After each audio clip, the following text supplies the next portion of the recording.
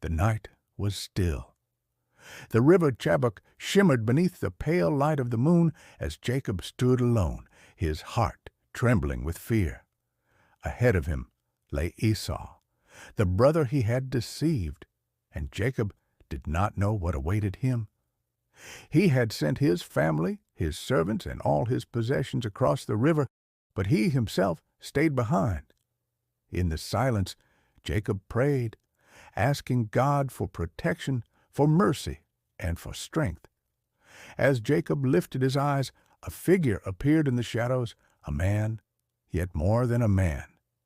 Without a word, the stranger stepped forward, and Jacob braced himself. Then suddenly they clashed. Dust rose, water splashed. The two wrestled fiercely beneath the stars, neither yielding. The night deepened, and Jacob's strength began to fade, yet he refused to let go. Every moment felt like an eternity. Jacob's arms trembled. Sweat covered his brow. Still, he held on, and then, with a single touch, the stranger struck Jacob's hip. Pain surged through him. His leg gave way. Jacob cried out, falling to one knee, but he clung to the man's robe and whispered through tears, "I will not let you go unless you bless me." The stranger looked upon him with compassion and said, "What is your name?" Jacob gasped, "Jacob." And the voice replied, "Your name shall no longer be Jacob, but Israel, for you have struggled with God and with men, and have prevailed."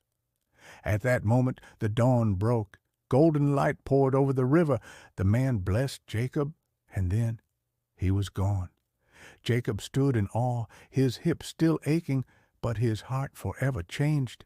He called the place Peniel, saying, "I have seen God face to face, and yet my life was spared." Limping toward the sunrise, Jacob was no longer the deceiver. He was Israel, the one who wrestled with God and emerged transformed. Sometimes God meets us in our struggle. In our pain, He shapes our purpose. When we hold on to Him, even through the hardest nights, we come out changed, blessed, and renewed. If this story touched your heart, remember to like, subscribe, and share so others can be inspired by God's Word. Until next time, keep trusting, keep wrestling, and never let go of God's promises.